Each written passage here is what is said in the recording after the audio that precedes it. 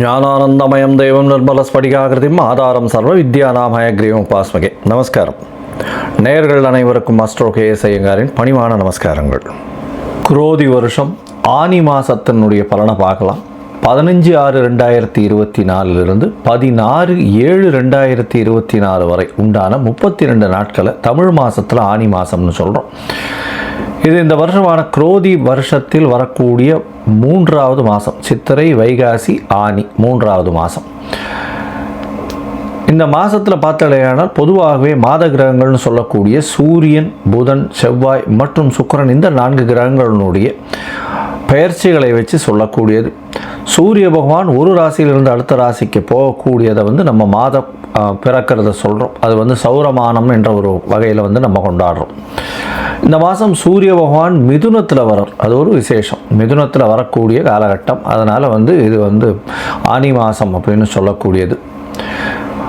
இந்த மாதத்தில் மேஷம் முதல் மீனம் வரை எப்படி இருக்குன்னு பார்க்கலாம். முதல்ல இந்த மாதத்தினுடைய கோல்சாரம் என்ன அப்படின்றதையும் பார்க்கலாம். அதற்கு பிறகு இந்த மாதத்தில் வரக்கூடிய விசேஷ நாட்கள் என்ன அப்படின்றத பார்ப்போம். அதற்கு பிறகு இந்த மாதத்தில் ஒரு ராசிக்கா எப்படி இருக்குது அப்படின்றத பார்க்கலாம்.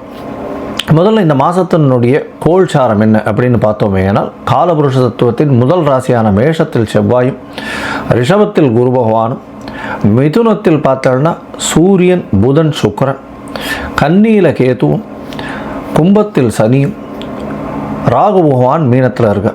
இந்த மாதத்தில் பயிற்சி ஆகக்கூடிய கிரகம் அப்படின்னு பார்த்தாலேனால் 26/6 அன்னைக்கு புத பகவான் மிதுனத்திலிருந்து கடகத்துக்கு போகிறார். அதாவது இந்த மாதம் பிறந்து ஒரு 10-11 நாளில். அதற்கு பிறகு சுக்கிர பகவான் 7/7 அதாவது அடுத்த மாதம், அதாவது ஜூலை மாதத்து 7ஆம் தேதி அன்னைக்கு அவர் கடகத்துக்கு போகிறார். செவ்வாய் பகவான் 11/7/2024 அன்னைக்கு மேஷத்திலிருந்து ரிஷபத்துக்கு போகிறார். குருமங்கள யோகம் அமைகிறது. நல்ல ஒரு விசேஷம். இந்த மாதத்தில் வரக்கூடிய கோல்சாரம்னு சொல்லக்கூடியது மாத கிரகங்களோடது இதுதான். இந்த மாதத்தில் என்னென்ன விசேஷங்கள் அப்படின்னு பார்த்தாலேயானால் 21/6/2024 அன்னைக்கு ஆணி கேட்டை. அது ஜேஷ்டாபிஷேகம் ஸ்ரீரங்கத்தில் ரொம்பவும் விசேஷமான ஒரு விஷயம். அதற்கு பிறகு 2/7/2024 அன்னைக்கு பார்த்தேன்னா கூர்ம ஜெயந்தி. அதாவது ஆனி மாதத்தில் வரக்கூடிய கிருத்திகை நட்சத்திரத்தை கூர்ம ஜெயந்தின்னு கொண்டாடுறோம். கூர்ம ஜெயந்தி கூர்மாவதாரம் எடுத்து பெருமாள் பூமியை மீட்டெடுத்ததாக ஒரு இது இருக்குது, வரலாறு இருக்குது. அதனால் கூர்ம ஜெயந்தி. இந்த மாதத்தில் ஆனி அமாவாசை 5/7/2024 வருது. 12/7/2024 அன்னைக்கு ஆனி உத்திரம். இது பார்த்தோம்னா நடராஜருக்கு அபிஷேகம் செய்யக்கூடிய நாள். அதாவது ஒரு வருஷத்துக்கே 5-6 நாள் பண்ணக்கூடியதில் இதுவும் ஒரு நாள். அதாவது இந்த அபிஷேகத்தின் பார்த்தோம்னா திருவெண்காடுன்ற ஊரில் ரொம்பவும் விசேஷமான விஷயமாக கொண்டாடப்படுகிறது. 11/7 அன்னைக்கு பார்த்தோம்னா 46வது வட்டம் அழகிய சிங்கரனுடைய திருநட்சத்திரம் வருது. இதெல்லாம் இந்த மாதத்தில் வரக்கூடிய முக்கியமான நாட்களாக சொல்லக்கூடியது. இந்த மாதத்தில் பார்த்தாலேயானால் ஆனி மாதம் சூரிய பகவான் மிதுனத்தில் இருக்கிறது விசேஷம். தன்னுடைய நட்பு வீடு புத பகவானோட சேர்ந்து இருக்கிறது விசேஷம். சுக்கிரனோடு சேர்ந்து இருக்கிறதும் ரொம்பவும் விசேஷம். இந்த மாதத்தில் மேஷம் முதல் மீனம் வரை எப்படி இருக்குன்றதை ஒன்றா பார்க்கலாம். அதற்கு முன்னாடி என்னுடைய மொபைல் நம்பர் கீழே ஸ்க்ராலிங்கில் போயின்னு இருக்கும். உங்களுக்கு அஸ்ட்ராலாஜிக்கல் கன்சல்ட் தேவைப்பட்டதுன்னா எனக்கு ஃபோன் பண்ணுங்க. உங்களுடைய date, time, place of birth நீங்கள் அனுப்புங்க. அலாங் வித் உங்களுடைய பெயர் மற்றும் உங்களுடைய தாய் தகப்பனார் பெயர், அதாவது பேரண்ட்ஸ் நேம் அனுப்புங்க. உங்களுடைய ஜாதகத்தை போட்டு சந்தி இருக்கான்னு முதல்ல பார்த்துட்டு, அதாவது உங்களுடைய நட்சத்திரம் சந்தி, பாத சந்தி, லக்ன சந்தி, அதாவது எல்லாம் என்கிட்ட வர்றவாளில் பாதி பேர் பார்த்தாலேயானால் நான் மிருகசீரிஷம் 2ஆம் பாதம் அப்படின்னு சொல்லிட்டு இருப்பாள். அவள் பார்த்தாலும் மிருகசீரிஷம் 3ஆம் பாதமாக இருக்கும். அதில் ராசியே மாறிடும். ரிஷபம் இருக்காது. மிருகசீரிஷம் 3ஆம் பாதம் பார்த்தேன்னா உங்களுக்கு மிதுன ராசியில் வந்துடும். அந்த மாதிரி ராசியே மாறக்கூடிய அளவுக்கு சந்தி இருக்கும். அவள் ஒரு 40 வயசு 45 வயசாக எனக்கு ரிஷப ராசின்னு நினச்சின்னு இருப்பாள். ஆனால் மிதுன ராசியில் இருப்பாள். அதனால் முதல்ல சந்தி செக் பண்ணுங்க. உங்களுடைய ராசி என்னன்றதை செக் பண்ணுங்க. லக்ன சந்தி இருக்கான்றதை பாருங்க, ராசி சந்தி இருக்கான்னு பாருங்க, லக்னம் எந்த நட்சத்திர பாதத்தில் விழுறதுன்னு பார்க்கணும், உங்களுடைய தசாபுக்தி அந்தரம் சூக்ஷ்மம்லாம் எப்படி இருக்குன்றதை பார்க்கணும். இன்றைய காலகட்டத்தில் கோச்சார பிரகாரம் உங்களுடைய நிலை என்ன அப்படின்றத பார்த்துட்டு உங்களுடைய பிரச்சனைகளுக்கு ஒரு விடை கொடுக்கக்கூடிய வாய்ப்புகள் மிகவும் அதிகம்.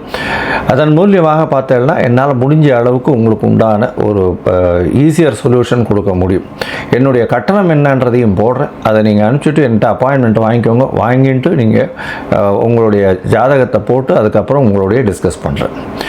இப்போ மேஷம் முதல் மீனம் வரை ஒரு ராசியாக ஆனி மாதம் 15/6/2024 முதல் 16/7/2024 வரை உண்டான நாட்களுக்கு என்னென்ன பலன் அப்படின்றதும் எளிய பரிகாரம் என்ன செய்யலாம் அப்படின்றதையும் பார்க்கலாம். மகரம், உத்திராடம், திருவோணம், அவிட்டம் இந்த 3 நட்சத்திரம் 9 பாதங்களை கொண்ட ராசி. ராசியின் அதிபதினு சொல்லக்கூடியவர் சனி பகவான் ஆட்சி பெற்று தன்னுடைய 2ஆம் இடத்திலேயே கும்பத்தில் இருக்கிறது பெரிய விசேஷம். இந்த மாதம் பார்த்தோம்னா உங்களுடைய ராசியை குரு பகவான் பார்க்குறார். உடல் நலத்தில் நல்ல ஏற்றம் இருக்கும். பேச்சில் மட்டும் ரொம்ப ஜாகிரதையாக இருக்கிறது ரொம்பவும் நல்லது.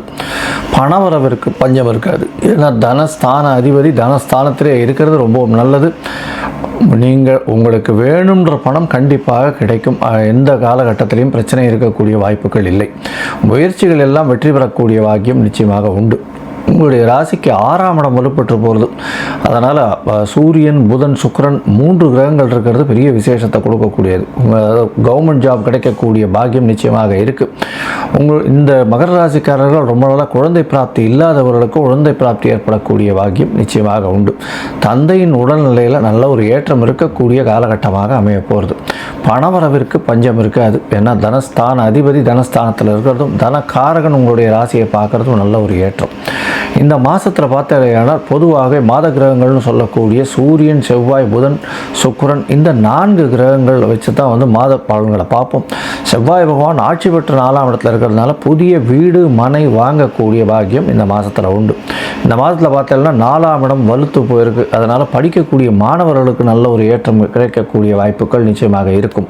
போட்டித் தேர்வு எல்லாவற்றிலும் வெற்றி பெறக்கூடிய வாய்ப்புகள் நிச்சயமாக உண்டு. ஏன்னா 6ஆம் இடத்துல பார்த்தோம்னா 6ஆம் அதிபதி ஆட்சி உங்களுடைய ராசிக்கு 8ஆம் அதிபதியும் 6ஆம் இடத்துல மறைந்த இடத்த இன்னொரு மறைவு ஸ்தானத்துக்கு போகிறது திடீர் ராஜயோகத்தை கொடுக்கக்கூடிய காலகட்டம்.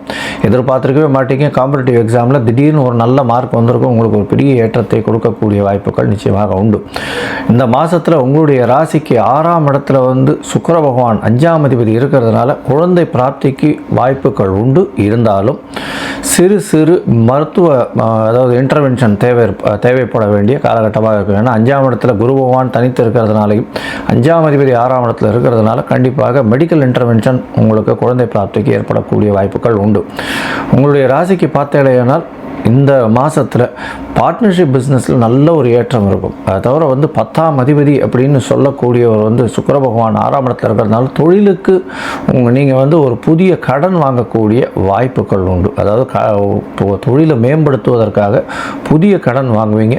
ஜாகிரதையாக இருக்கிறது ரொம்பவும் நல்லது. கடனை கொஞ்சம் அதிகமாக போட்டுக்காதீங்க. பொறுமையாக இருங்க. நல்லபடியாக இருக்கக்கூடிய காலகட்டமாக இருக்கும்.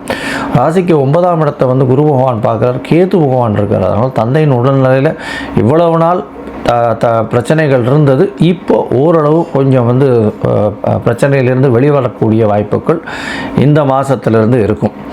இந்த மாதத்தில் பார்த்தலையானால் உங்களுடைய முயற்சிகள் 3ஆம் இடத்துல ராகு இருக்கிறதுனால எல்லா விதமான முயற்சிகளும் வெற்றி பெறும். அதனால் எதை தொட்டாலும் வெற்றி நிச்சயமாக கிடைக்கக்கூடிய மாதமாக இந்த மாதம் அமைய போகிறது. படிக்கக்கூடிய மாணவர்கள், வெளிநாடு போகக்கூடிய மாணவர்கள் வாழ்கெல்லாம் நல்ல ஒரு ஏற்றம் கிடைக்கக்கூடிய காலகட்டமாக இருக்கும். உங்களுடைய ராசிக்கு 11ஆம் அதிபதினு சொல்லக்கூடிய ஒரு 4ஆம் இடத்துல இருக்கிறதன் மூலியமாக, அதாவது 11ஆம் அதிபதியான செவ்வாய் 4ஆம் இடத்துல போய் இருக்கிறதுனாலையும் ஆட்சி பெற்று இருக்கிறதுனாலையும் நல்ல ஒரு ஏற்றம்.